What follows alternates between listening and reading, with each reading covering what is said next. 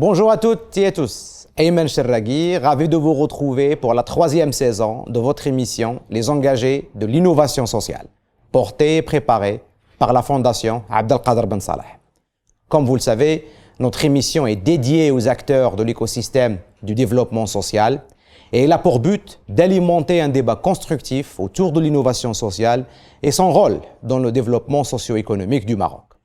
Lors des épisodes précédents, nous avons abordé la place de l'innovation sociale dans les politiques publiques, l'engagement social des entreprises privées au Maroc, ainsi que les spécificités personnelles et collectives de l'action des femmes et des hommes socialement engagés.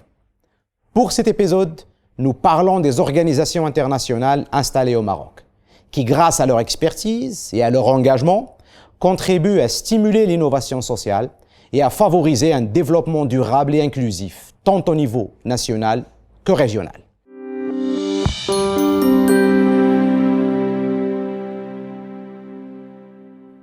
Avec nous pour en débattre sur le plateau des engagés, M. Adil Raitab, bonjour. Bonjour. Bienvenue, merci d'avoir accepté notre invitation. Ravi d'être parmi vous. Le plaisir est pour nous. Vous êtes conseiller économique, chargé des portefeuilles eau et entrepreneuriat à l'ambassade des Pays-Bas au Maroc. Nous avons également avec nous M. Jedri Nabil. Bienvenue. Merci. Merci d'être là. Vous êtes directeur de l'Institut européen de coopération et de développement, IECD, Maroc. Nous avons également M. Hussam Wassif. Bienvenue. Merci. Merci d'avoir accepté notre invitation. M. Wassif, vous êtes expert en communication et entrepreneuriat, monteur du projet AppShift porté par UNICEF Maroc. Nous avons également M. Omar Agoudim. Bienvenue. Merci. Merci à vous. Plaisir. Monsieur Omar Agoudim, vous êtes expert en développement et coopération internationale. Messieurs, aujourd'hui on parle de la coopération internationale et du rôle des organisations internationales dans la construction et l'émergence de pratiques socialement innovantes au Maroc. Est-ce qu'aujourd'hui c'est une prise de conscience réelle chez les organisations internationales et pour quel type d'intervention en général que ces organisations essaient de mettre en place? Je démarre avec vous, c'est Adil Raitab. Avec plaisir. Bien sûr, il y a une conscience, une importante conscience, prise de conscience de l'innovation sociale par les organisations internationales. Il faut dire que ça vient accompagner une stratégie nationale qui a été mise en place par Sa Majesté le Roi, que Dieu le garde pour nous. Donc, et pour nous, en tant qu'ambassade, l'innovation sociale, elle est autour des secteurs prioritaires. Donc, nous avons lancé pas mal d'initiatives dans ce sens-là, parce que l'ambassade des Pays-Bas croit à l'innovation sociale pour apporter des solutions efficaces en faveur de la société. Je peux par la suite citer quelques initiatives que nous avons lancées dans ce sens. Il faut dire que en tant qu'ambassade et en tant qu'organisation internationale, on ne peut pas faire ce travail-là seul. Il faut collaborer avec des acteurs qui sont actifs dans l'écosystème et avec qui nous cherchons un impact important en faveur de la société via l'innovation sociale. En parlant de l'impact d'ailleurs, qui est l'une des composantes principales de toute action d'innovation sociale, Monsieur Nabil Jedri, vos projets au sein de l'IECD, est-ce qu'ils suivent cette logique d'impact social et comment en général est-ce que vous construisez ces projets en faveur de plus d'innovation sociale? Alors, j'aimerais juste rappeler que nous vivons dans un monde où nous avons créé des systèmes pour nous aider dans notre quotidien. Et ces systèmes, il y en a beaucoup qui ont bénéficié. Par contre, en parallèle, ils ont créé des problématiques, d'autres personnes qui ont été exclues de ces systèmes. Donc là où le chômage, l'accès à l'emploi, les difficultés d'insertion et ainsi de suite. Donc c'est là où on voit le rôle important de l'innovation sociale pour trouver des solutions novatrices pour des problématiques complexes. Donc d'où l'importance de l'innovation sociale, et les organisations internationales sont conscientes de l'importance des projets novatrices pour avoir plus d'impact et pour résoudre ces problèmes-là. Et au niveau de l'IECD, voilà, pour dire l'abréviation correctement, en général, est-ce que vous construisez ces projets en gardant en tête cette obligation d'avoir des projets socialement innovants?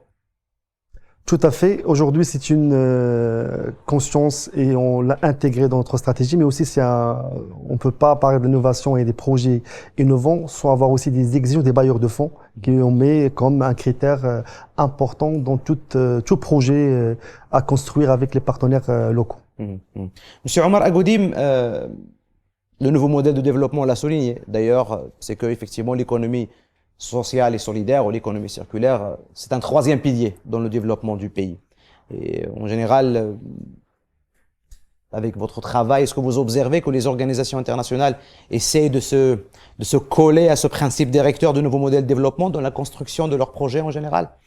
Tout à fait. Et ce que je voudrais dire aussi, c'est que ce changement est aussi guidé par une évolution du paradigme où aujourd'hui, quand on met social dans une phrase, on pense tout de suite à quelque chose qui va être un peu péjoratif, où on va aider les gens, on va assister les gens.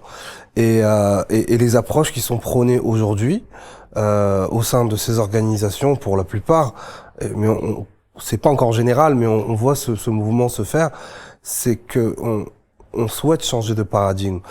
Je vous donne un exemple. On a pendant des années parlé d'AGR, activité génératrice de revenus. Posons-nous la question aujourd'hui, elle est déjà posée, nous, avec les acteurs avec qui je parle, on a tous conscience de ça, mais posons-nous encore la question. C'est quoi des AGR? Est-ce qu'on a besoin de soutenir des gens dans une précarité pour les faire monter d'un petit niveau, mais toujours rester dans la précarité? Est-ce qu'on a besoin de répandre des financements comme ça, en saupoudrant sur différents acteurs et au final avoir un faible changement? Ou est-ce qu'il est plutôt préférable d'identifier des champions, de les aider, de les pousser et grâce à leur effort essayer de tirer toute une chaîne de valeur, tout un secteur.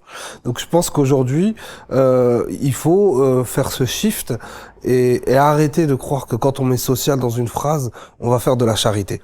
Et encore une fois, quand on parle aussi de SS et quand on va voir des directions de RSE dans les entreprises privées, pour elles c'est de la charité. Beaucoup encore de grands groupes et de sociétés privées pensent que c'est de la charité, alors que ça ne l'est pas. Il faut essayer de donner les clés aux bénéficiaires pour qu'ils se prennent en charge et prennent en main leur avenir. C'est un point très légitime qu'évoque Monsieur Agoudim ici. Et je me tourne vers vous, c'est Wassif, parce que je vous ai vu hocher de la tête. C'est-à-dire que aujourd'hui, ces pratiques nouvelles, innovantes, pour faire de l'impact social, nécessitent un changement de paradigme. Est-ce qu'aujourd'hui, vous pensez, en tant qu'expert, que les organisations internationales ont conscience de ça? Est-ce qu'ils font une rupture avec les formes classiques de solidarité et essaient de concocter des projets plus impactants dans leur travail? Exactement. Alors, avant, peut-être, on était bien plus centré sur le projet lui-même, sur le projet, l'idée de projet. Aujourd'hui, il y a une prise de conscience qu'il faut investir dans l'humain en premier lieu, dans l'entrepreneur, dans le jeune, dans celui qui est dans la nécessité, et de façon à lui donner les outils qui lui permettent d'évoluer constamment avec le temps, qu'il ne soit pas dépendant d'une aide financière, mais qu'il ait lui-même les capacités, qu'il développe des capacités qui puissent l'aider à se développer. Alors moi, personnellement, j'ai été témoin de pas mal d'initiatives, inclus celle d'Upshift, qui est un programme de chez l'UNICEF, où on parle d'innovation sociale, on parle d'idées, on parle de changement, mais on parle surtout d'investissement dans ce jeune qui lui-même va porter le projet. La différence, c'est que vous prenez une personne et vous la responsabilisez de façon à ce qu'elle devienne elle-même autonome, à ce qu'elle cherche à se développer elle par elle-même, après avoir suivi des sessions de formation, après avoir fait partie d'un bootcamp et d'un bon nombre d'activités qui sont incluses dans le projet. Et au bout d'un moment, vous avez la personne qui était hier une victime de conditions devient elle-même un acteur de changement dans son environnement, dans sa ville et dans son pays. Vous avez une personne sur laquelle vous pouvez vous appuyer. Après quelques mois, après un an d'investissement, vous n'avez plus quelqu'un qui a besoin de vous, mais vous avez quelqu'un qui est là pour vous appuyer. À l'opposé de ce qu'on avait avant, on avait des gens dans lesquels, à qui on donnait de l'équipement, ce qui est bien parce que une société a besoin d'investissement, mais qui reste toujours dans la logique de je suis là pour recevoir. Et donc, je pense que c'est ce shift-là qui fait un peu la magie de ce qu'on est en train de constater durant les dernières années. Voilà. Donc c'est une perception de l'acteur en lui-même. Et là, je reviens à la question des hommes et des femmes socialement engagés. Oui. Le facteur humain, il est important parce que cette personne est généralement porteuse d'un projet et qui vient, par exemple, frapper à la porte d'une organisation internationale, s'il vous plaît, aidez-moi à mieux structurer et avoir de l'impact. Serait-il par rapport à ce point, et je sais qu'à l'ambassade, vous accompagnez des entrepreneurs sociaux et des innovateurs sociaux, quel genre d'accompagnement est-ce que vous offrez en général et quels sont les besoins que vous détectez le plus chez ces porteurs de projets socialement innovants? Donc en fait, en tant qu'ambassade et en tant que gouvernement des Pays-Bas, on a lancé pas mal d'initiatives dans ce sens-là. Donc tout au début, nous avons essayé de travailler dans le mindset des bénéficiaires. C'est d'avoir un mindset entrepreneurial. Et je m'explique là-dessus. C'est pas forcément pour devenir entrepreneur. C'est avoir un mindset d'entrepreneur dans sa propre vie. C'est un mode de vie, c'est un style de vie en fait.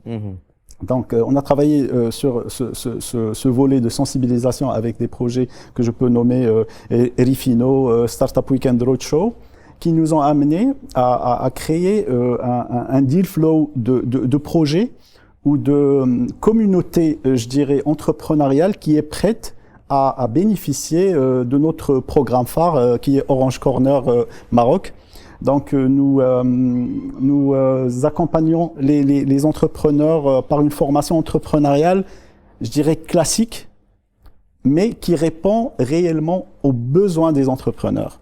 Il faut dire que dans notre programme, nous avons adopté une approche régionale, justement parce qu'on a constaté qu'il y a des différences dans les régions. Ouais. Donc encore une fois, le mindset ou je dirais l'écosystème qu'offre la région Stat, Casa, Rabat n'est pas le même dans le sud, n'est pas le même dans le nord. Donc on a préféré changer le concept de notre programme et le rendre régional pour répondre à des besoins spécifiques des entrepreneurs et des besoins spécifiques de la région.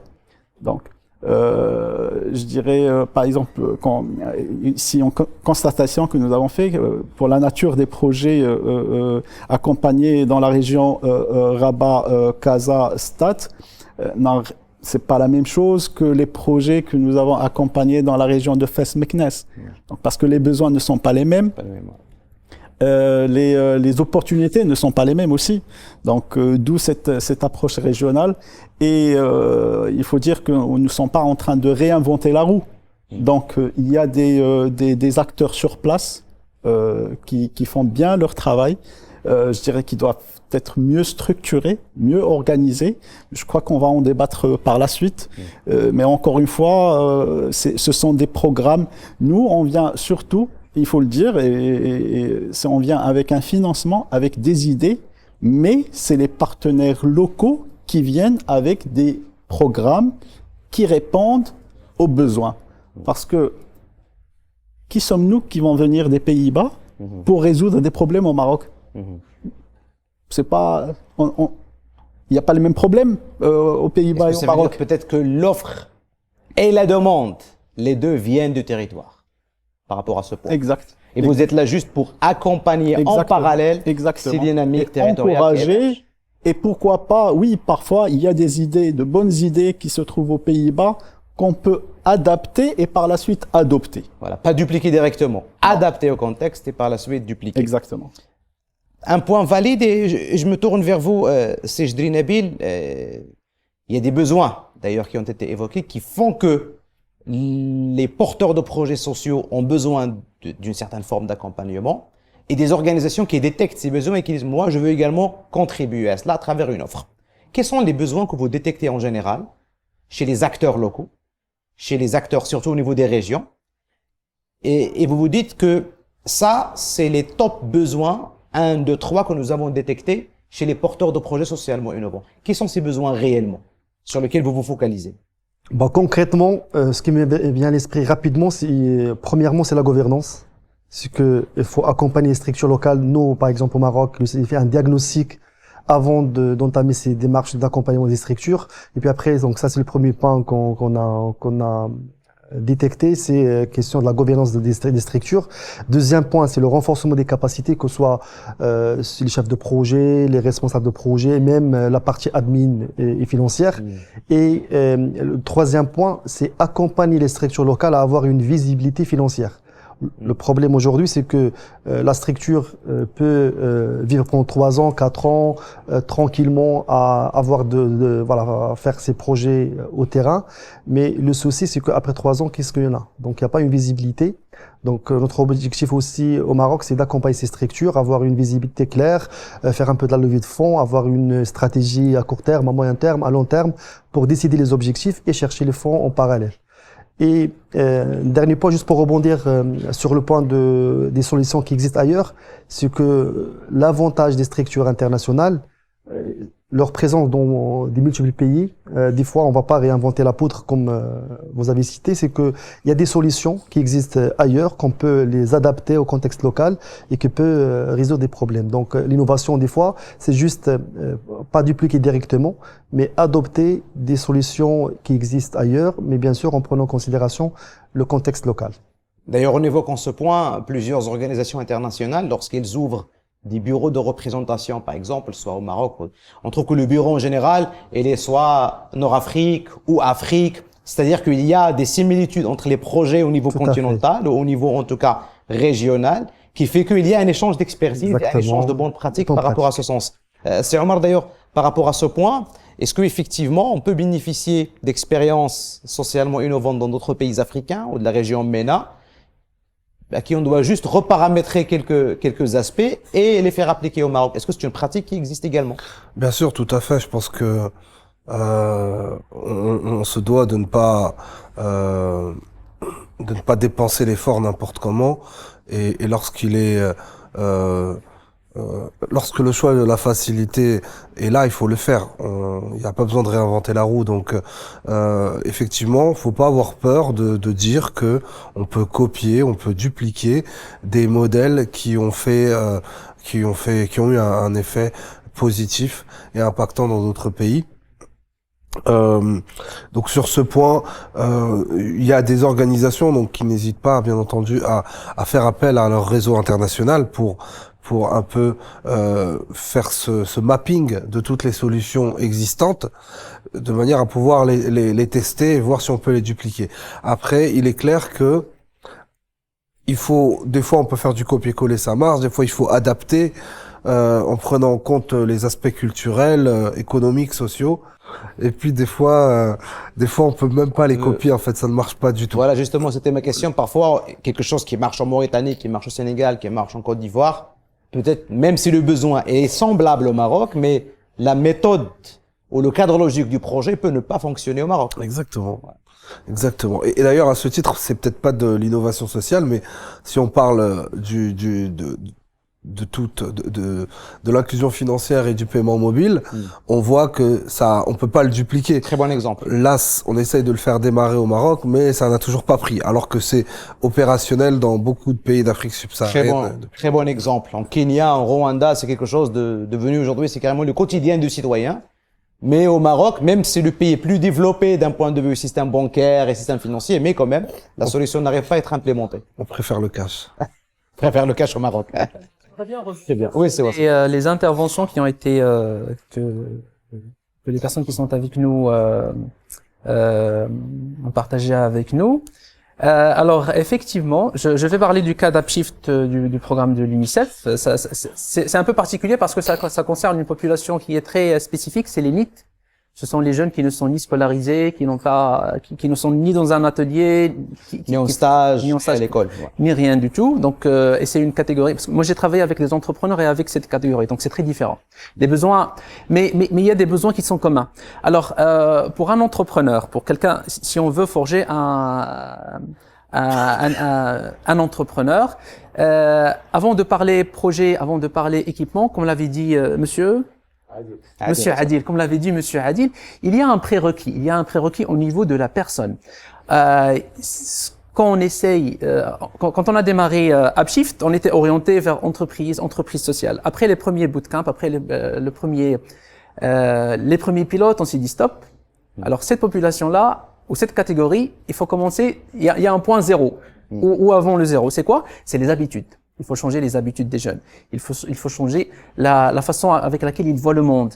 Donc, on a retravaillé avec eux. On s'est concentré sur tout ce qui est soft skills, tout ce qui est. Mais c'est des choses qui sont vraiment basiques, qui passent vraiment inaperçues, mais qui ont un rôle, un impact immense, que ce soit sur leur projet, mais que plus important, sur leur vie sociale. Parce que ces jeunes-là sont les ambassadeurs de leur famille. Donc, un jeune qu'on arrive à mettre sur les rails, c'est peut-être une famille qu'on sauve par la suite. Exactement. Donc, il y a un effet domino qui se fait.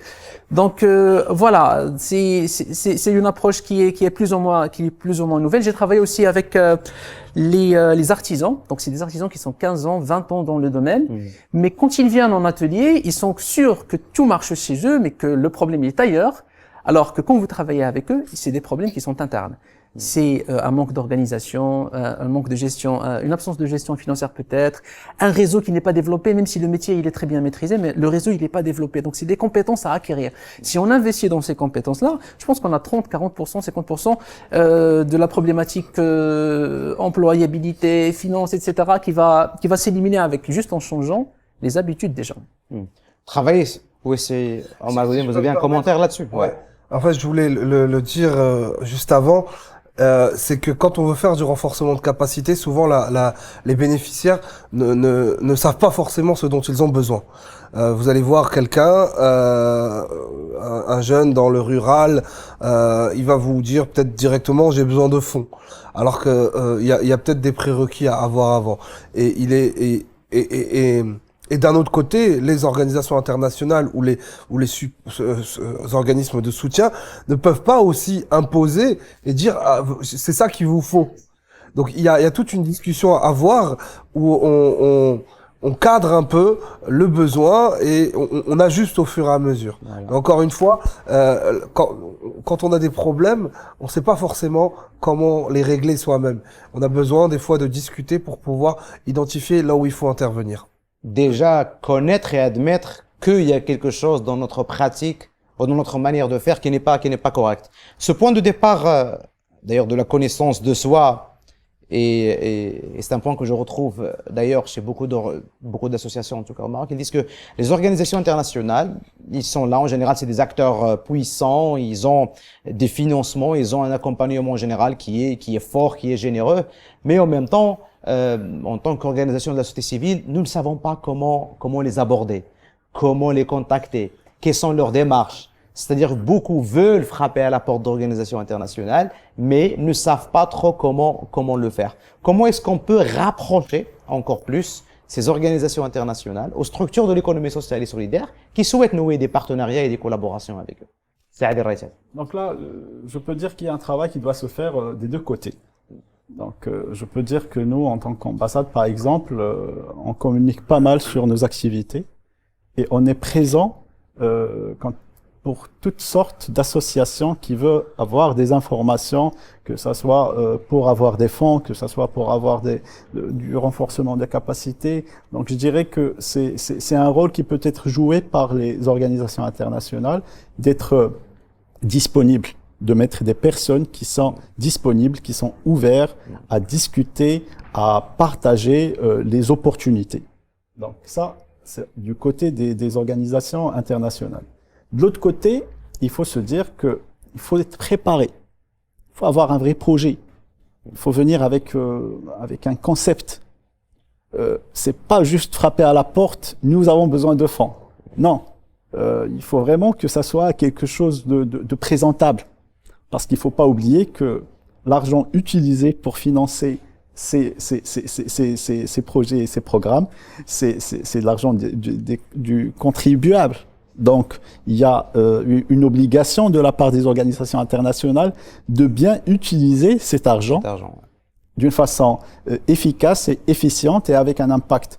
Donc là, je vois que les deux doivent faire un effort d'ouverture et voilà, de communication. Il faut dire aussi qu'il y a cette perception que c'est très difficile d'approcher les organisations internationales. Je peux dire que c'est une allusion. Les organisations internationales sont représentées par des gens, par des êtres humains, et souvent par des personnes locales. Moi, je suis un Marocain. J'ai jamais habité aux Pays-Bas, mais je travaille à l'ambassade des Pays-Bas. Donc, je connais bien la société. Je suis un Wildschab, comme on dit.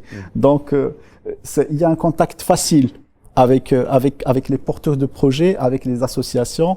Et ce début-là, cette entame, si elle est partie sur de bonnes notes, je peux vous dire que ça peut aboutir à quelque chose, pas forcément aboutir à un financement, mais parfois, rien que de bonnes orientations, c'est déjà pas mal. Ouais. C'est déjà quelque chose. Ouais. Et voilà. C'est un point de départ intéressant, c'est-à-dire que l'effort doit venir des deux parties pour pouvoir se joindre au milieu de projets bien ficelés, bien concoctés, etc. Et tout à l'heure, Monsieur Jedri, vous avez évoqué que vous travaillez, vous accompagnez vos partenaires dans la partie gouvernance, procédure interne, finance.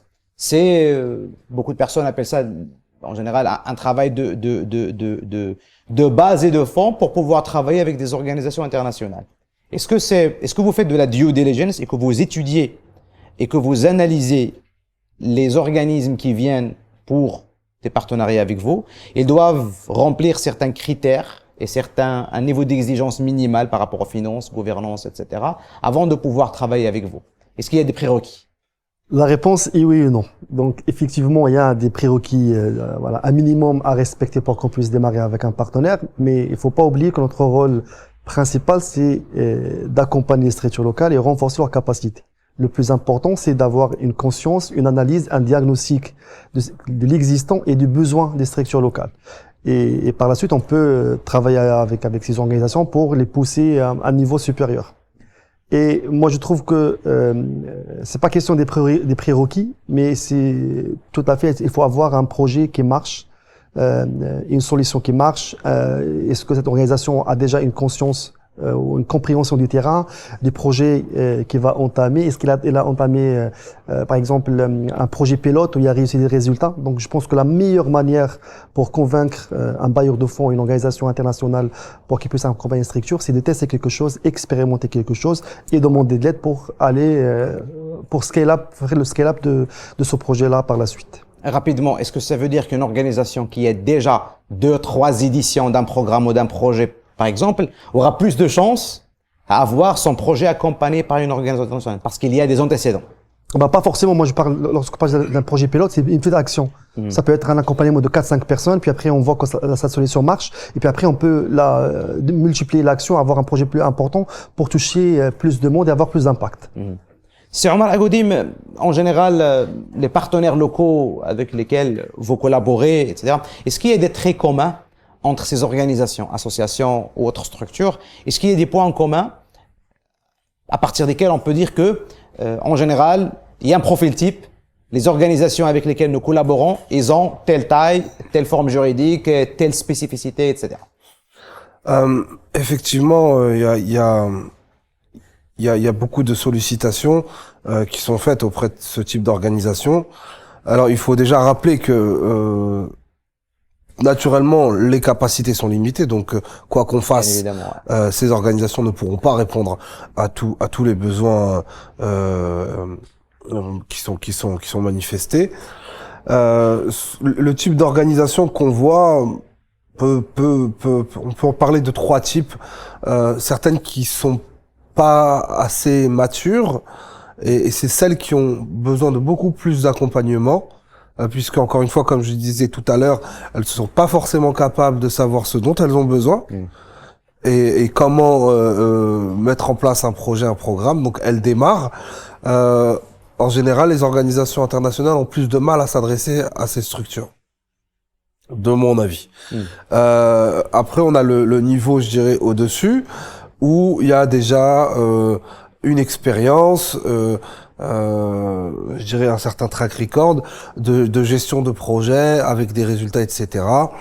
Et donc là, effectivement, on reste dans une taille assez modeste, mais on a une expérience. L'association existe depuis peut-être 5 ans. Elle a déjà géré des dizaines de projets avec certains montants. Donc là, en général, l'organisation est aussi rassurée sur les capacités de la structure à mettre en place ces projets et programmes. Et puis, bien entendu, après, vous avez des organisations qui sont beaucoup plus grosses, qui sont parfois internationales et qui, du coup, en font aussi un métier de venir soutenir ce développement de l'économie sociale et solidaire, de l'innovation sociale. Monsieur Wassef, est-ce que l'intervention des organisations internationales au Maroc, en général, est-ce que leurs interventions suivent des plans stratégiques et qui sont, je dirais, préétablis, préfixés, mais est-ce qu'ils sont, je dirais, pérennes et sur une longue durée, ou est-ce qu'une organisation internationale change de stratégie d'intervention tous les 5 ans, 6 ans? Est-ce qu'il y a une périodicité dans l'action et un virage à faire par rapport à quel type de projet est-ce qu'ils souhaitent accompagner? Alors, pour ce qui est des organismes internationaux, il ne faut pas oublier qu'ils travaillent en collaboration avec les acteurs locaux. Donc, que ce soit les acteurs gouvernementaux, les ministères, ou que ce soit d'autres acteurs.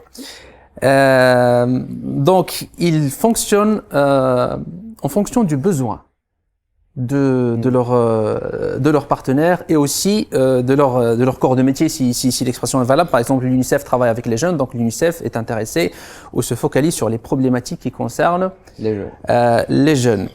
Quelle catégorie d'âge d'ailleurs, si on peut préciser? C'est les 15-24 ans. 15-24 ans. C'est les 15-24 ans. Donc, quelle était la deuxième partie de la question, s'il vous plaît? C'était, est-ce qu'ils changent leur stratégie d'intervention tous les 4 ans, 5 ans, 6 ans, ou bien est-ce qu'une organisation internationale s'inscrit dans une durée encore plus longue? Alors, moi, en tant que mentor, ce que je peux vous dire, c'est que les programmes sur lesquels j'ai pu travailler ont une date limite de 5 ans. Après, c'est au partenaire de prendre l'initiative et de faire pérenniser le projet. Donc, l'organisme international se charge de former, d'apporter l'approche, de proposer la solution, de la mettre en place, d'aider à sa mise en place. Et après, c'est au partenaire de prendre la continuité sur la durée restante du projet. Ouais. Exactement. Vous avez évoqué, Wassef, le gouvernement, les instances gouvernementales, d'autres structures publiques, la RSE, le secteur privé. C'est-à-dire que lorsqu'on s'intéresse au développement social, nous ne sommes pas seuls à y mettre les mains. Il y a d'autres acteurs avec nous qui font également du développement social. Aujourd'hui, il y a des collaborations qui se font. Il y a des partenariats qui se mettent en place. Et là, j'aimerais recueillir votre avis. Lorsqu'on veut renforcer encore davantage les partenariats entre les organisations internationales et les acteurs marocains, privés, publics, ESS, etc., est-ce que ce qui se fait aujourd'hui est suffisant? Ou bien est-ce qu'on doit passer à une autre étape pour le renforcement de ces partenariats? Nous avons un guideline qui s'appelle le nouveau modèle de développement, sur lequel presque tout le monde est aligné. Mais comment renforcer les partenariats entre ces acteurs, surtout organisations internationales et acteurs marocains, gouvernement et j'en passe. Saad El-Raïsat, qu'est-ce que vous en pensez? Je dirais que ce n'est jamais suffisant. Il faut toujours être ambitieux et chercher toujours quelque chose de meilleur. Moi, je dirais, j'aborderai en fait ce sujet-là différemment, si vous permettez. C'est qu'il faut avouer qu'il y a une difficulté à mettre en place des collaborations entre les différents acteurs. Parce que parfois, chaque acteur a sa propre vision, a sa propre stratégie, et pas forcément toutes ces stratégies et ces visions convergent.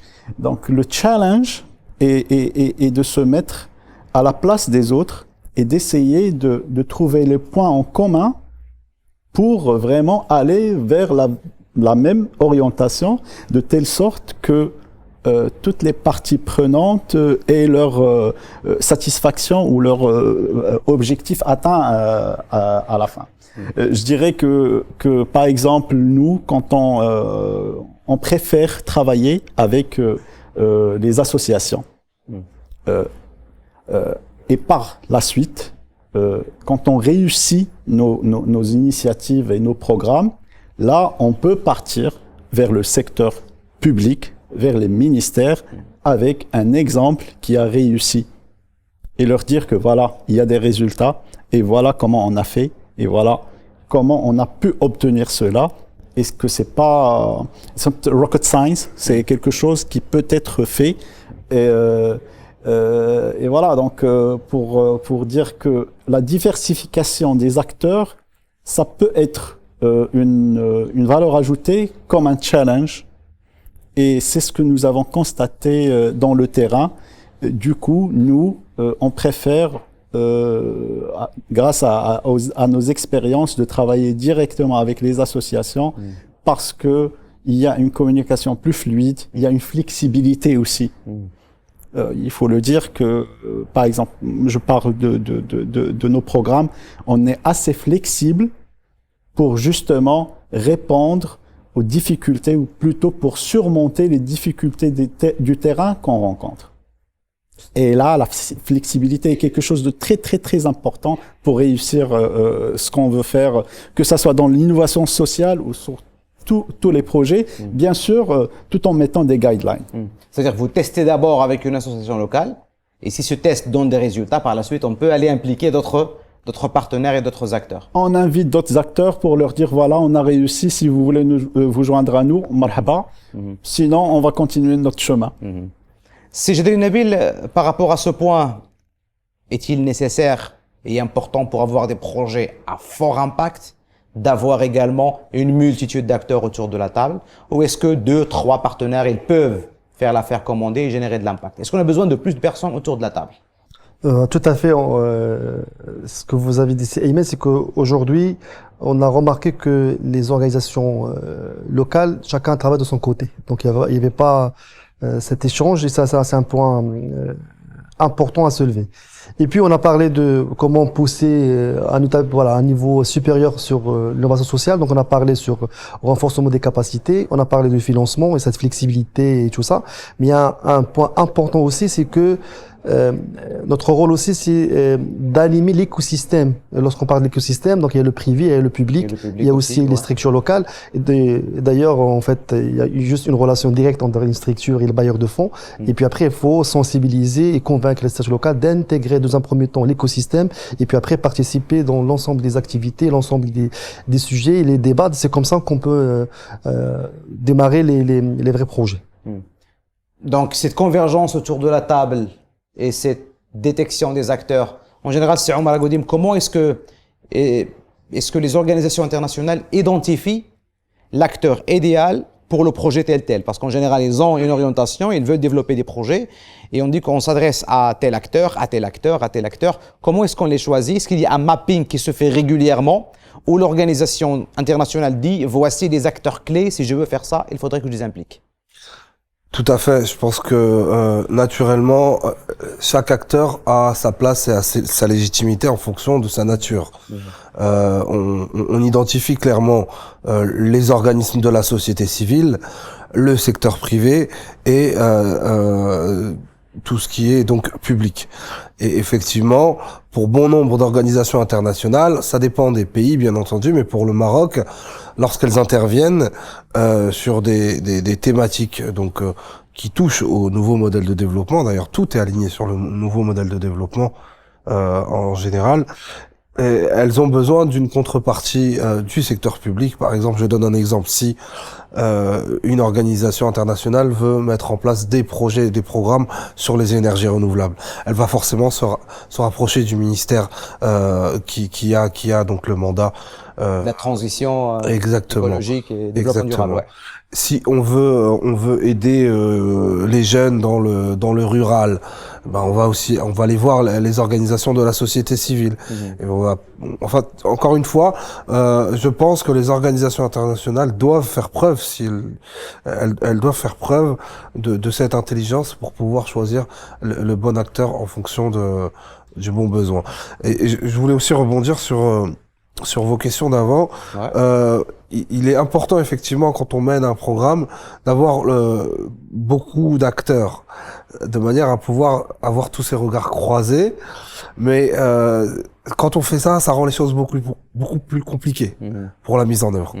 Donc il y a un dosage à réaliser qui est très complexe. Parce que si vous impliquez pas tout le monde, on va vous dire, vous avez fait ça dans votre coin, nous on fait la même chose, on aurait pu mutualiser nos efforts. Et si vous faites ça avec tout le monde, au final vous allez peut-être rien faire. Donc il y a un juste milieu à avoir, et c'est comme ça qu'il faut le faire. Moi, ce que je fais moi personnellement, c'est qu'au minimum, j'essaye de communiquer le plus largement possible sur ce que je fais. Comme ça, si on a une autre organisation qui travaille sur la même question, au moins on partage de l'information. On va peut-être pas travailler ensemble, mais au moins on va partager de l'information, encore une fois, avec le premier objectif de ne pas refaire 2 fois la même chose. Parce que ça, on le voit très souvent. Ouais. Des fois dans les mêmes territoires. Exact. Et c'est en quelque sorte de l'effort et de l'argent Voilà, dépensé de gaspillé manière qui aurait pu être converti ailleurs. Exactement. Si Hussam Wassef, par rapport à ce point, peut-être avoir beaucoup de personnes effectivement autour de la table, donc c'est un circuit de validation encore plus long, et c'est des COPIL, c'est des comités de pilotage de projet qui, déjà pour trouver réel un créneau pour pouvoir se réunir, cela prend des semaines et des semaines. Et je reviens toujours par rapport à ce bon dosage de choix de partenaires. Comment en général est-ce que vous le faites avec Upshift à l'UNICEF? Comment est-ce que vous gérez vos parties prenantes autour du projet? En toute honnêteté, il y a d'autres personnes qui sont mieux placées pour répondre à cette question à ma place. Parce que moi, je suis bien plus sur l'aspect technique du projet. Avec les bénéficiaires. Exactement, avec les bénéficiaires, c'est le programme, le déroulement du programme. Mais en général, jusqu'à maintenant, à Upshift, l'UNICEF travaille avec Nokia parce que Nokia est aussi investi dans l'innovation sociale et dans tout ce qui est énergie renouvelable. Donc, on a rajouté cette composante dans les projets des jeunes. Orange Corner, c'était aussi l'un de nos partenaires dans le Sud. Donc, nos jeunes ont bénéficié d'ateliers dans les nouvelles technologies pour développer des applications, créer leur propre plateforme. Je dois rectifier, je crois que vous faites allusion à Orange Maroc. Pas Orange Corner, le programme d'incubation. Peut-être oui. C'est-à-dire que c'est Nokia, une entreprise télécom également, Exactement. avec un opérateur télécom qui se Avec un réunit opérateur télécom. pour accompagner les jeunes de Upshift que vous avez. Exactement, bien. exactement. Donc chacun avec a ses propres objectifs et ces objectifs sont en train de se croiser dans le programme Upshift. Très bien. Là, c'est l'engagement de l'entreprise privée. Ouais. Hein, c'est la RSE aujourd'hui qui effectivement se lie à une organisation internationale pour plus d'impact social. L'entreprise privée, les administrations publiques, les associations, les coopératives, c'est des parties prenantes que vous avez. Maintenant, effectivement, dernière partie de l'émission, ça s'appelle le call to action. Le call to action, c'est une proposition, c'est une recommandation, c'est un message que vous adressez aux acteurs de l'écosystème, qui peut être l'un des acteurs précédemment cités, et auquel, voilà, vous donnez une idée sur comment est-ce qu'on peut renforcer la collaboration entre les organisations internationales et les acteurs. Je démarre avec vous, Saad El-Ritab. Call to action, très rapide. Avec plaisir. Comment est-ce qu'on peut faire pour renforcer la collaboration davantage? Je crois qu'il faut, comme a dit Omar, déjà communiquer sur les initiatives et sur les programmes qui sont lancés, justement pour au moins essayer d'attirer les bons partenaires pour justement mutualiser les efforts et chercher un impact plus important. Et je dirais aussi, je crois qu'il y a un langage qui doit être plus vulgarisé quand il s'agit d'innovation sociale ou quand il s'agit d'entrepreneuriat ou quand il s'agit de start-up. Parce que souvent, il y a un langage utilisé qui n'arrive pas à passer, qui n'arrive pas à être compris par la cible elle-même. Je crois qu'il faut revoir cela et je parle de ma propre expérience. Moi, avant d'être chargé de ce portefeuille, je connaissais pas ce que c'était une start-up. Donc c'était pour moi quelque chose. Il y avait un blocage, par exemple, juste pour comprendre c'est quoi une start-up. Et par la suite, j'ai bien compris c'est quoi une start-up. Donc c'est pas fameux. Donc on peut parler de start-up, on peut parler de toute petite entreprise. Donc ça tourne autour d'une solution pour une problématique. Et voilà. Donc il faut utiliser un langage plus facile qui arrive, plus simple. Il faut aussi, dans notre cas, on cherche à impliquer les Marocains du monde parce qu'ils ont acquis de l'expérience, de l'expertise et ils ont cet esprit de give back. Ils veulent rendre quelque chose au pays, donc on doit trouver le moyen de les amener, de les impliquer, parce qu'ils ont beaucoup de choses à apporter. Et pour finir, je dirais, il faut faire confiance aux porteurs de projets, parce que souvent on commence avec, on complique beaucoup les choses au lieu de faciliter les choses.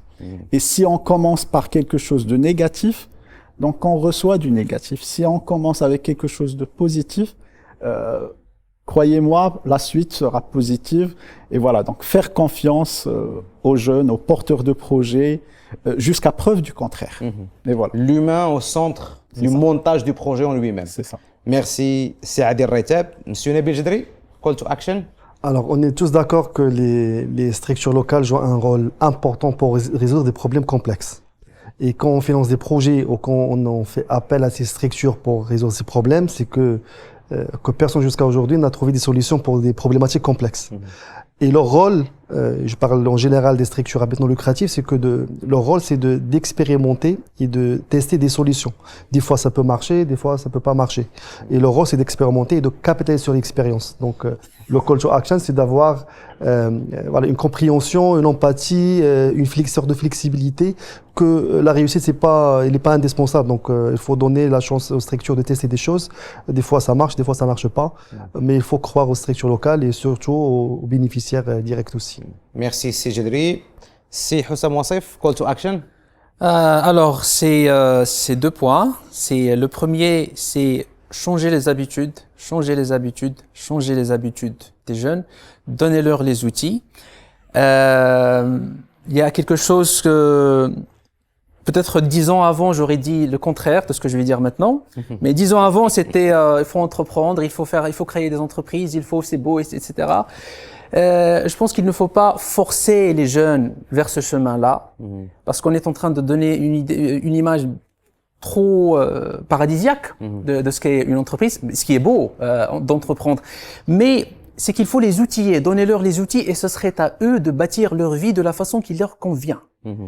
Je suis sûr et certain, parce que entreprendre, ce n'est pas l'entreprise, ce n'est pas seulement une entreprise. Entreprendre, c'est dans sa famille, entreprendre, c'est dans son quartier, entreprendre, c'est dans son immeuble. Donc, donnez aux jeunes les outils et laissez-les construire une vie qui leur est adaptée et qui serait bénéfique à leur entourage. Donc, changeons les habitudes et laissons aux jeunes la liberté de choisir comment est-ce qu'ils veulent construire un qui les arrange. Voilà. Bien noté, merci C'est Wassif. C'est Omar Agoudim, call to action. J'aimerais proposer, c'est vraiment suite à cette discussion que j'y ai pensé, pour le point de la coopération entre les différentes agences onusiennes, organismes de coopération, etc.